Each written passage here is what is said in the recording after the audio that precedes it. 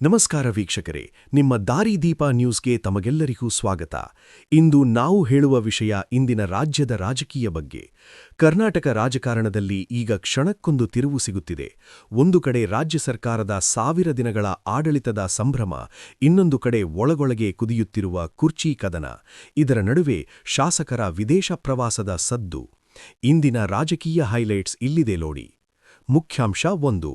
ಕಾಂಗ್ರೆಸ್ ಶಾಸಕರ ಆಸ್ಟ್ರೇಲಿಯಾ ಪ್ರವಾಸ, ವೈಯಕ್ತಿಕವೋ ರಾಜಕೀಯವೋ? ರಾಜ್ಯ ರಾಜಕಾರಣದಲ್ಲಿ ಇಂದು ಅತಿ ಹೆಚ್ಚು ಚರ್ಚೆಯಾಗುತ್ತಿರುವ ವಿಷಯವೆಂದರೆ ಸುಮಾರು 20ರಿಂದ 27 ಕಾಂಗ್ರೆಸ್ ಶಾಸಕರ ವಿದೇಶ ಪ್ರವಾಸ. ಸಿದ್ದರಾಮಯ್ಯ ಬಣದ ಶಾಸಕರು ಇಂದು ಸಂಜೆ ಆಸ್ಟ್ರೇಲಿಯಾ ಮತ್ತು ನ್ಯೂಜಿಲೆಂಡ್ಗೆ ಹಾರಲಿದ್ದಾರೆ. ಯತೀಂದ್ರ ಸಿದ್ದರಾಮಯ್ಯ ಅವರು ಇದೊಂದು ವೈಯಕ್ತಿಕ ಪ್ರವಾಸ ಎನ್ನುತ್ತಿದ್ದರೆ, ಶಾಸಕ ಪ್ರದೀಪ್ ಈಶ್ವರ್ ಅವರು ಇದು ಸರ್ಕಾರದ ಅಧ್ಯಯನ ಪ್ರವಾಸ ಎನ್ನುತ್ತಿದ್ದಾರೆ. ವಿಪಕ್ಷಗಳ ಟೀಕೆ: ರಾಜ್ಯದಲ್ಲಿ ಔಷಧಿ ಕೊರತೆ, ಆಸ್ಪತ್ರೆಗಳಲ್ಲಿ ಸಮಸ್ಯೆ ಇರುವಾಗ ಶಾಸಕರಿಗೆ ವಿದೇಶ ಪ್ರವಾಸದ ಭಾಗ್ಯ ಬೇಕಿತ್ತೇ ಎಂದು ಬಿವೈ ವಿಜಯೇಂದ್ರ ಪ್ರಶ್ನಿಸಿದ್ದಾರೆ. ಸಿದ್ದರಾಮಯ್ಯ ವರ್ಸಸ್ ಡಿಕೆ ಶಿವಕುಮಾರ್, ಕುರ್ಚಿ ಕದನಕ್ಕೆ ಹೊಸ ವೇದಿಕೆಯೋ? ಲೋಕಸಭೆ ಚುನಾವಣೆ ಹತ್ತಿರ ಬರುತ್ತಿದ್ದಂತೆ ರಾಜ್ಯದಲ್ಲಿ ನಾಯಕತ್ವ ಬದಲಾವಣೆಯ ಚರ್ಚೆ ಜೋರಾಗಿದೆ.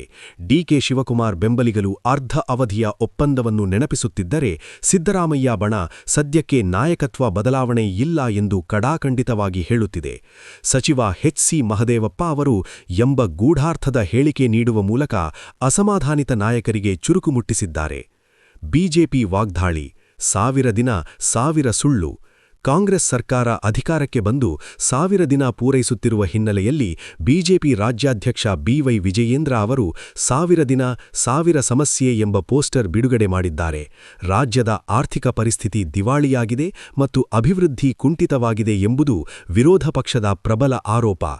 ಜೆಡಿಎಸ್ ತಂತ್ರಗಾರಿಕೆ: ಸೆಕ್ಯುಲರ್ ವಾದದ ಸಮರ್ಥನೆ. ಬಿಜೆಪಿ ಜೊತೆಗಿನ ಮೈತ್ರಿ ನಡುವೆಯೂ ಜೆಡಿಎಸ್ ತನ್ನ ಜಾತ್ಯತೀತ ತತ್ವಗಳನ್ನು ಬಿಟ್ಟುಕೊಟ್ಟಿಲ್ಲ ಎಂದು ನಿಖಿಲ್ ಕುಮಾರಸ್ವಾಮಿ ಹೇಳಿದ್ದಾರೆ. ಫೆಬ್ರವರಿ 27ರಂದು ವಿಜಯಪುರದಲ್ಲಿ ದೊಡ್ಡ ಮಟ್ಟದ ಪ್ರತಿಭಟನೆ ಹಮ್ಮಿಕೊಳ್ಳುವ ಮೂಲಕ ಜೆಡಿಎಸ್ ಚುನಾವಣೆ ಸಿದ್ಧತೆಗೆ ಚಾಲನೆ ನೀಡುತ್ತಿದೆ. ಒಟ್ಟಾರೆಯಾಗಿ ಹೇಳುವುದಾದರೆ, ಶಾಸಕರ ವಿದೇಶ ಪ್ರವಾಸ ಮತ್ತು ನಾಯಕತ್ವ ಬದಲಾವಣೆಯ ಗುಸುಗುಸು ರಾಜ್ಯ ರಾಜಕಾರಣದಲ್ಲಿ ಸಂಚಲನ ಮೂಡಿಸಿದೆ.